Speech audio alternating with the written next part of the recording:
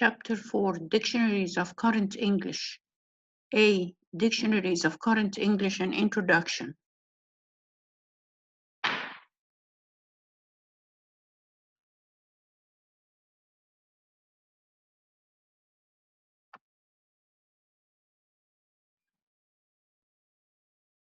The principal aim of such dictionaries is to give the present meanings of a given word by offering definitions of the word and explanation on how to use it. Among the other main pieces of information given by dictionaries of current English are examples of each entry word and sub-entries, notes on the historical origin of the word, differences between various synonyms and antonyms. We have spoken about a dictionary of current English.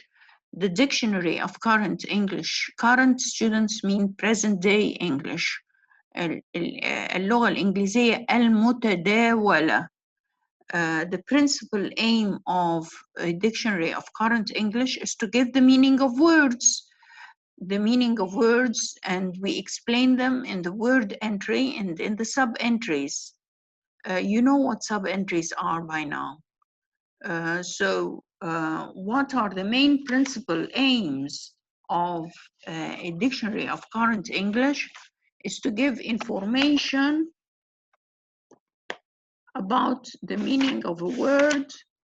It is also to give the historical origin of a word, to give the current meaning of a given word, to give simple definition, to give examples, to provide examples, to provide synonyms, words similar in meaning, to provide differences, to explain the differences between words similar in meaning, and to provide words opposite in meaning, which are antonyms.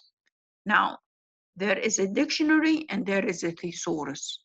A dictionary is characterized by the fact that the list of words we have in a dictionary are ordered according to their alphabetical order. This is not so with a thesaurus. What is a thesaurus? According to Oxford Advanced Learners Dictionary, it is a book that is like a dictionary, but in which words are arranged in groups that have similar meanings. So words that have got similar meanings are arranged in groups. Not really similar meanings, but that are arranged in around a similar concept or around or under the same umbrella concept. Some thesauruses may be specialized in giving synonyms and antonyms. Here is a simplified entry of the word happy in Merriam-Webster's Collegiate Thesaurus. Merriam-Webster's Collegiate Thesaurus is the kind of thesaurus that gives synonyms and antonyms. Synonyms, we said, are words that are similar in meaning. Antonyms, words that are opposite in meaning. So Webster's Collegiate Thesaurus, Merriam-Webster's Collegiate Thesaurus is one that gives synonyms and antonyms and words related in meaning. I have cited for you the entry for the word happy in order to show you how Merriam-Webster's Collegiate Thesaurus gives words similar in meaning. Happy has got three senses. The first sense of happy is lucky. So he says happy, sense number one, synonym, lucky, fortunate, providential. Related words to lucky is accidental, casual, incidental, timely. The antonym for the synonym of happy as lucky is unhappy. Sense number two of happy is fit. Fit means appropriate, apt, felicitous, suitable. Related words to fit is effective, efficient, convincing, well-timed, correct.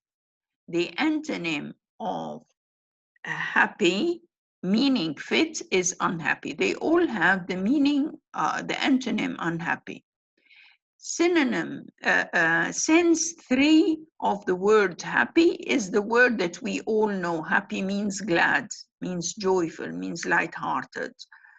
The related words to glad, joyful, and light-hearted are contented or content, satisfied. The antonym is unhappy. So here is an example of an entry word happy in Merriam-Webster's Collegius Thesaurus, which is characterized, or the main feature of which is to give synonyms, related words, and antonyms. Other thesauruses, such as Roget's thesaurus, list words according to the group of semantic fields, that is, domains of meanings or concepts rather than alphabetic word list. So the grouping of the words is according to the semantic fields, according to meanings, the area of the meaning, the concepts, rather than listed in alphabetic word order. Thus, a thesaurus is different from a dictionary because in a thesaurus, words are grouped according to meaning. For example, all words that group different kinds of fish species are grouped together, and all words belonging to a building, building a house, or to carpeting, all these words are put together. So a thesaurus, and particularly Roget's thesaurus, is different from a dictionary in that words are presented in terms of groups of semantic fields. In a thesaurus, you may find the different ways of being impolite. You get such words. This is another example. You have the superordinate word or the general word impolite, but there are different ways, many different ways of being impolite. So the general concept, the semantic field, is impolite, and under this semantic field we have various other words, related words.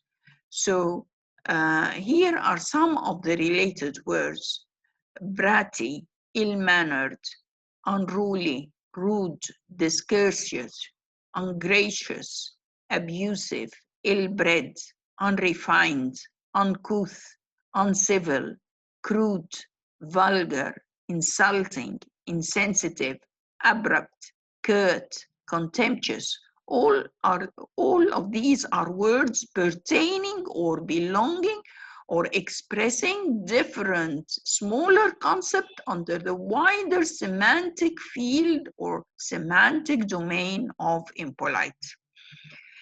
Exercise: give the meaning of the above words together with their possible translations. I'll give you an answer to this exercise at the end of the lecture. Organizational structure of entries in general English dictionaries. We have dealt with this point several times before. Ever since chapter 1, we have dealt with this point, and this is a very important point. What is the organization of an entry word? What is the organization of the information that comes under an entry word? First, we have the lemma. The lemma is the head word or the entry word. So lemma, head word, entry word are all mean the same thing. They often appear in a dictionary in bold. And then we have the pronunciation of the word in the form of phonetic notation. Third, we have the word class. The word class is whether the word is an adjective or a noun or a verb or an adverb or a preposition. Then we have the etymology of the word. The etymology of the word, etymology is a big word, but you know it quite well by now, a historical origin of the word. For example, the historical, we all use the word tarabeza for table. The historical origin of tarabeza is Coptic language.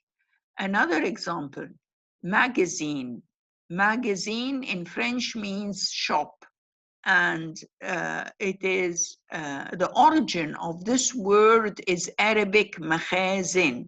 So etymology is the historical origin of the word. Then the dictionary, the entry word has got a definition, the definition of the word itself, and examples to illustrate the use or the usage of such a word. Choosing canonical forms as the entry word or lema. The canonical form is the alphabetized head word or the entry form of the word. So the entry form of the word is the canonical form of the word. The entry form of the word usually is the root of the word or the base form of the word. But we are going to speak about this later on during the lecture. The base form of the word is usually used as the canonical form. And now I'm explaining what is the base form of the word. For example, if the word is a verb, the base form would be the infinitive without to, and without ed form, and without the ing form. The choice of the canonical form will determine the form of the head word for each lexical item together with its placement. So if the word is, the canonical form of the word is woke, so it will be the entry form of the word, it will be the lema. And because it is the lema, it is presented in bold, but if we have, for example, walked, past participle, and past tense, then they come as sub-entries. So the canonical form of the word will determine the form of the head word, its place in the column of lexical items, as well as the sub-entries. This often depends on the size of the dictionary, because in an unabridged dictionary, unabridged يعني كامل، قاموس كامل غير مختصر. abridged يعني قاموس مختصر، unabridged يعني قاموس كامل. In unabridged dictionaries, monolingual dictionaries, we will find that adverbs and adjectives are entry forms on their own, whereas in general English dictionaries, monolingual English dictionaries, abridged dictionaries, we will find in shorter dictionaries, we will find that adjectives and adverbs are cited or are mentioned as sub-entries, as run-on entries. This as run-ons, sorry to say entry, as run-ons. This often depends on the size of the dictionary. In unabridged monolingual dictionaries, more forms will be used as entry words and not only the usual canonical forms. But in shorter dictionaries, regularly formed adverbs and adjectives are found as sub-entries or run-ons. The shorter dictionaries make it more easy to look up a word. Principles of defining words. We said that one of the main aims of a lema or a head word or in a dictionary is to give a definition of a word. How are these definition forms? How are these definitions created? There are certain principles for defining a word. What are these principles? In a dictionary, it is not necessary to define a word by mentioning its class and the distinguishing features that set it apart from other members of the same class. Definitions are basically paraphrases. So he says that the definition in an entry form or under a head word or under a lema is in the form of a paraphrase. It need not be in the form of mentioning a class. يعني إيه mentioning a class? Mentioning the class of the word. For example, a chair is a piece of furniture. يبقى furniture is the class, chair is the member of a class. So the aim of the definition of the dictionary in a dictionary is not to mention its class and to mention how different this item or this word is different from other members of the same class. On the other hand, the main aim or the main principle of a dictionary definition is to give a paraphrase of the lemma or of the canonical form of the word. For example, a bachelor is simply defined as an unmarried bachelor without any distinction between difference. Distinction معناه difference between one who was once married and having an ex-wife or simply unmarried. The main point about a general dictionary definition is to identify the essence of a thing without going into details. So one of the main points of a general dictionary definition is not to go into many details, is not to get into many details. It is to identify, to show the essence of the things, but not to, of the word, but not to show, to go into a great deal of details. There are several main features of word definitions. All the words within a definition must be explained. So if you are using any words, these words have to be easy. The vocabulary used in the definition must be made easy. Number two, the lexical definition should not be more difficult than the words defined. The word defined is the lemma or the head word or the entry word. So the lexical definition should not be more, when you are making a definition of this lemma or of this head word, it should not be more difficult than the head word itself. Number three, avoid circularity. The defined word must not be used in its definition. We are going to explain this later. Number four, the definition must correspond to the part of speech of the word defined. For example, divorcee is a person. So divorcee is a female divorced woman.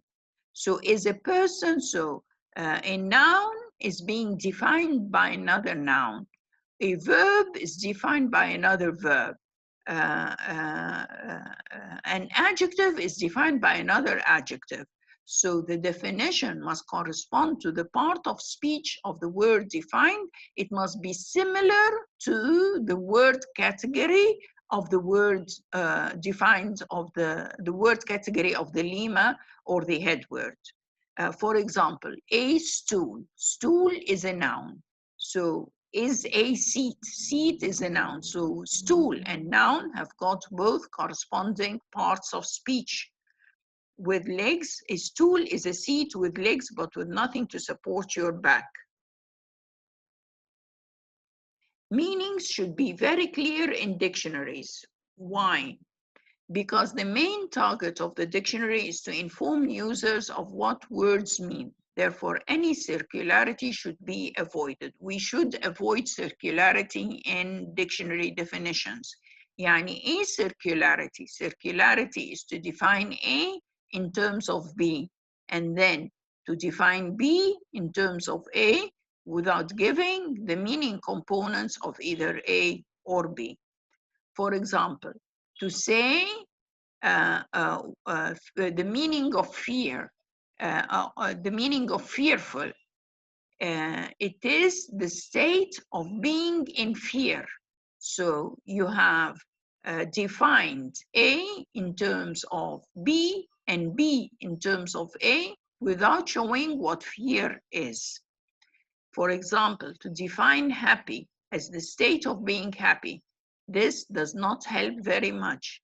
It is also not very helpful to define a difficult entry word by giving a more difficult word. For example, Defining insolent as impertinent is you are using a difficult word to explain another difficult word, and this should not be used.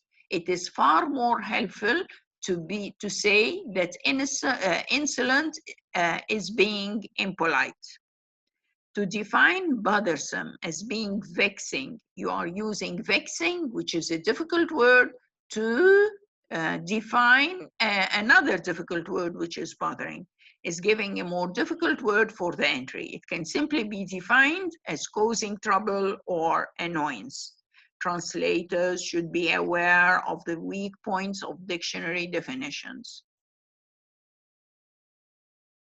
There are very fine differences between the various senses of the word, and a translator needs to realize that. For example, Webster's New World Dictionary definition of the word steal is as follows. I'm going to read part of page 58, where the definition of the word steal is given. Have you opened your books? All, please open your books, page 58. Steal, to take or appropriate. Appropriate معناها يستولي على another's property, ideas, without permission, dishonestly or unlawfully, especially in a secret or a surreptitious manner. Surreptitious معناها سرا أو اختلاسا. The second meaning or the second sense of steal is to take, to get, take, give, slyly, surreptitiously, or without permission. To steal a look, to steal a glance at, to steal a kiss.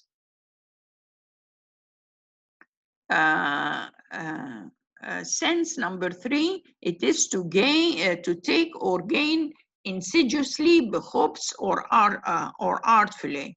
To steal one's heart. Meaning number 4, to be the outstanding performance in a show, especially in a subordinate role, in a secondary role. Number 5, to move, put, carry, or convey surreptitiously, or stealthily, in, into, from, away. He stole into the room in the interval. Members of the audience stole out of the auditorium before the end of the speech.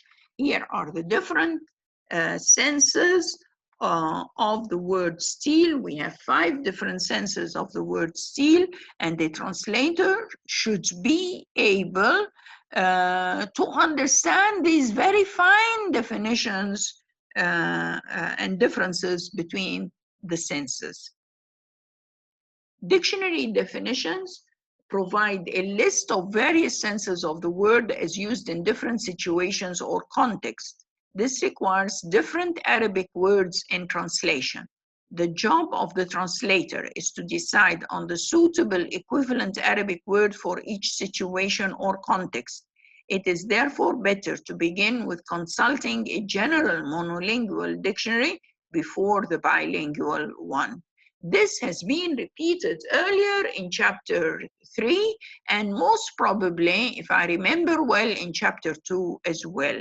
So before starting to translate, you should consult a monolingual English dictionary. I'll repeat this again. I'll read it again. It is therefore better to begin with consulting a general monolingual dictionary before the bilingual one. Some English Arabic dictionaries list the Arabic words in an indiscriminate series, in a reckless way, in a negligent way. That is, they give the several senses after each other without illustration, without showing the context or anything, and expect the translator to be able to select the right one, as in al-Mawrid. Canonical forms versus frequency of usage. We have said earlier during this lecture that the canonical form of the word is the base form. We said that the canonical form of the word or of the lemma or of the word entry or the head word is the base form or the root form of the word. But the question is raised. Is it advisable to have the root form of the word or the base form as the canonical form all the time, all throughout? Does the entry form or canonical form always have to be the base form? Or is it more advisable that the entry form or canonical form would be the form of the word most frequently used? For example, the word oppression may come as a run-on or sub-entry to the base verb oppress. However, oppression in current use is much more frequent and comes in a variety of senses. Therefore, it is suggested that oppression becomes the canonical form. Here he's saying because of the frequency of use of a particular word, although it is not the base form, although it is not the root form of the word, still it has to have, it has to become the entry form of the word because it is quite frequently used. This is the argument. Thus, this idea that certain forms are more basic semantically because they are more basic grammatically is not always the case. They are more basic grammatically, that is, they are all base forms, they are all root forms. And therefore, because they are all base forms or root forms, then they are more important, more significant, semantically speaking, meaning-wise. This is not the case, he says. For example, to add ly or ness forms as sub-entries to root forms is very misleading because in many cases, these forms, although they are not canonical forms, they have acquired new senses that may not be captured by the root words. For translation purposes, this may be essential. For example, oddly enough may have two senses. Surprisingly, بمعنى عجيبا and strangely بمعنى غريبا. In the sentence, oddly enough, the most expensive tickets sold faster. Oddly, it's not translated as غريبا, it is translated as عجيبا, معنى surprisingly. وكان عجيبا أن تباع التذاكر الأغلى بشكل أسرع. Such problems in settling upon the definition of what should be a word entry are diminishing. At present, general English dictionaries, more often than not, enlist words according to frequency of usage. So we have Collins Dictionary, Collins Co-Build English Language Dictionary. This is one of the dictionaries that is using frequency of usage as a criterion for judging a word to be a lemma or a head word. Based, and how do we know that a word is more frequently used than other form of a word? Through corpora. And I explained earlier what a corpora is. A corpus, and the plural of corpus is corpora. The corpus is a body of data, of collected data, both in the written form and in the spoken form. And this body of data is put on a computer, a huge body of data. It may be, for example, 200 million words, as in the British National Corpus. And this body of data is saved on the computer, and through particular software, we can judge whether particular words are frequently used and how frequent have they been used or are they used. And therefore, this idea of judging a lemma according to a frequency of use or frequency of usage has been encouraged because of frequency studies as found in corpora. Let us read together a sample definition of a word entry of words as found in the American Heritage Dictionary of the English Language 4th edition, 2000 and updated in 2009, published by Houghton Mifflin Company.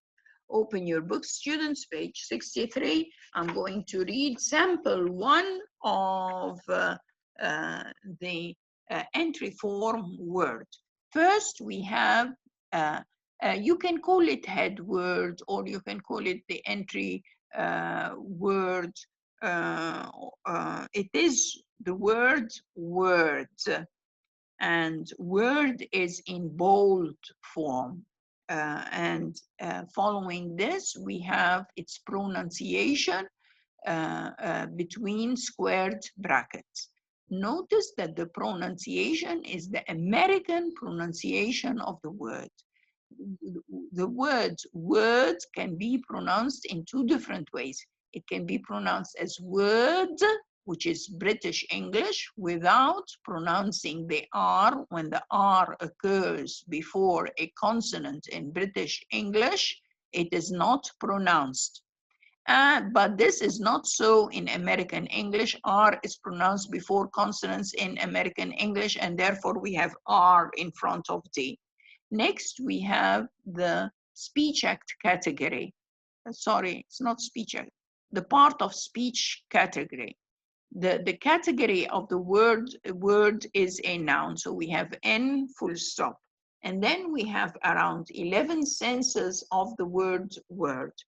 First, it is a sound or a combination of sounds or its representation in writing or printing that symbolizes and communicates a meaning and may consist of a single morpheme or of a combination of morphemes. Sense number 2, something said, an utterance or a remark or a comment. May I say a word about that? Notice that here the definition of the word is given, plus an illustration through a sentence. Number 3, word is used in computer science. It's a set of bits constituting the smallest unit of addressable memory.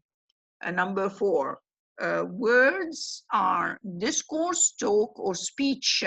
Actions speak louder than words. Sense number 5, words as used in music, the text of a vocal composition or lyrics. Sense number 6, an assurance or promise.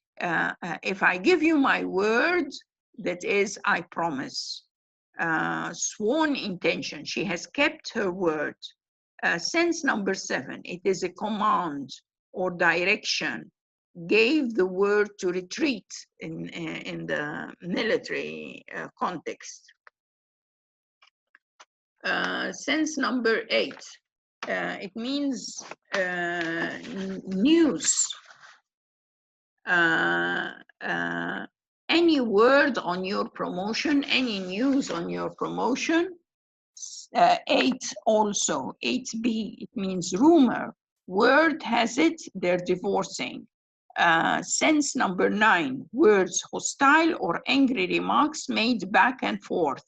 Hostile means عدواني. Sense number 10, used euphemistically in combination with the initial letter of the term that is considered offensive or taboo, or that one does not want to utter. So students, what is the meaning of a euphemistic? A euphemistic is a figure of speech, صورة من الصور الجمالية. It is using better language, softer language, instead of a more unpleasant way of expressing yourself. For example, you can say, instead of saying, I'm going to the toilet, a more euphemistic way is, I'm going to the ladies' room. Instead of saying he died, a more euphemistic way is saying he kicked the bucket, etc., etc.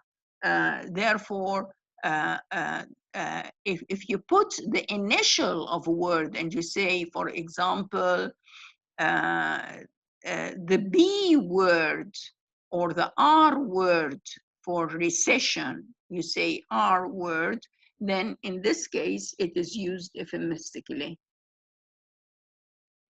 Number 11, the word is the scripture in the biblical sense. الكلمة والكلمة هي كلمة الله طبعا. And then he is giving us the various forms of the word as a verb. TR means transitive, V means verb, and then he says he gives us the various forms: worded, wording, words, to express in words, worded the petition carefully, and then he's giving he's saying that it can be used in slang that is colloquial, very colloquial, and then he gives us the idioms used with the word word. If you do not know the meaning of idioms, check chapter 3 for it. At a word, it's a group of words that do not have a literal meaning, but they have something like a conventional meaning, a traditional meaning, a figurative meaning.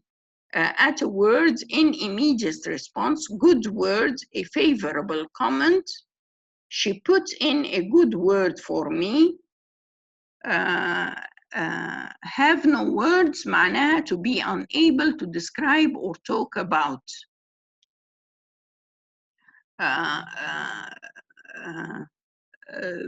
Because of the coronavirus pandemic, she had no words for her loss of business. In a word, in short, in summary, in a word, the situation is serious. In so many words, in precisely these words, exactly. Speaking candidly or straightforwardly, in so many words, the weather has been beastly. Of a few words, not conversational or loquacious. Laconic, a person of a few words.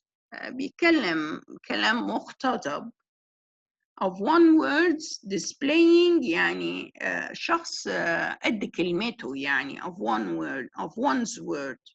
Displaying personal dependability, a woman of her word.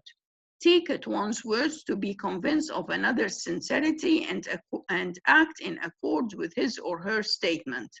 We took them at their word that the job would be done on time. Upon my word, really or indeed. So far, so good. Next, we are going to answer exercises, read the rest of the list of senses according to different dictionaries of the word word. You have sample number 2 and sample number 3. Next, I'm going to answer 2 exercises. Exercise about the different words meaning impolite, their meanings and their translation. And then I'm going to answer exercise 1 at the end of this chapter.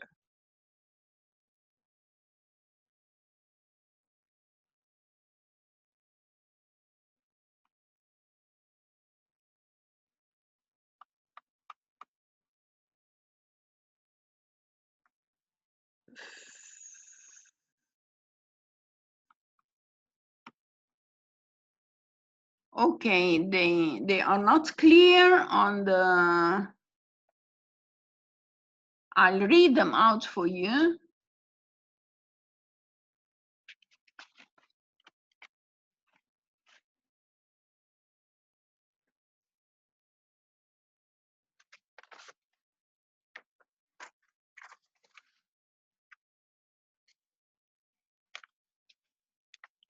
Bratty, a child who behaves badly. أو ذو شقاوة عيال. ill-mannered, not behaving well or politely. rude, قليل الأدب أو جلف. unruly, difficult to control or manage. عاص، ذو سلوك غير منضبط. rude, showing lack of respect for other people and their feelings. وقح. discourteous, having bad manners and not showing respect for other people. غير مؤدب، خشن السلوك. ungracious, not polite or friendly, especially towards somebody who is being kind to you. fuzz, سمج، خال من اللطف والمجاملة. abusive, criticizing rudely and unfairly. unrefined, not well educated, not polite. غير متعلم، جاهل يعني. uncouth, rude or socially unacceptable. fuzz، جلف. uncivil, not polite. fuzz، غير مؤدب. crude, offensive or rude, especially about sex. غير متحضر. vulgar, not having or showing good taste, not polite, elegant, well-behaved. سوقي، مبتذل. insensitive, not caring how other people feel. عديم الإحساس. curt, appearing rude because very few words are used. مقتضب، جاف. contemptuous, feeling or showing that you have no respect for others. يحتقر الآخرين ويزدريهم. All right, so far for the exercise on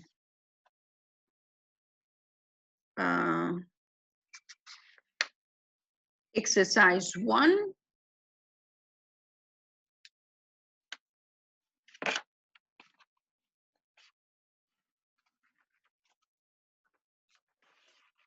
معاني ال different senses و examples to take or appropriate in the without permission or dishonestly. يسرق. يبقى أول معنى للستيل exercise 1. هقول لكم صفحة كام في الكتاب.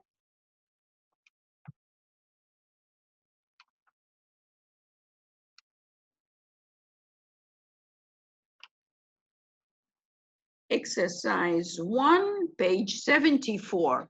Exercise says, attempt to translate the different meanings of steal in Arabic and observe the change of the translation equivalents in every case.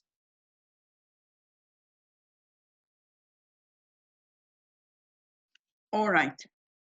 To take or appropriate. أول معنى طبعا you should answer this in connection with the 5 different senses of steal that we have studied before. To take or appropriate without permission dishonestly معناها سرق أو اختلس. He stole money from the drawer of my desk. To get, take or give slyly, surreptitiously, without permission. اختلس. He stole a glance at her. To take or gain insidiously or artfully. To be the outstanding performer in a scene. استأثر بالاهتمام والإعجاب. Steal the show. To move surreptitiously or stealthily. يعني خفية. In or to or from a place. He stole into the room in the interval. ده معناها انسل أو تسلل أو مضى خفية. You have to check the meaning of the word steal in 2 other bilingual dictionaries, المورد and المغني الأكبر, and compare senses for yourself. Suggested questions. I'm going to read the suggested questions for you now. The PowerPoint is not working. I'm going to read this now for you, and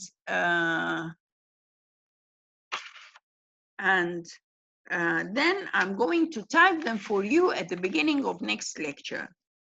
What is the difference between a dictionary and a thesaurus? Give an example. This is question number 1. What is the organizational structure in presenting word entries that is used in most general English dictionaries? What are the major principles of defining words in dictionaries? What is a canonical form? Explain what a circular definition is. Does the canonical form or entry always have to be the base form? Explain. Thank you, students, for today, and I hope I'll see you quite soon in the next lecture, inshallah. Thank you.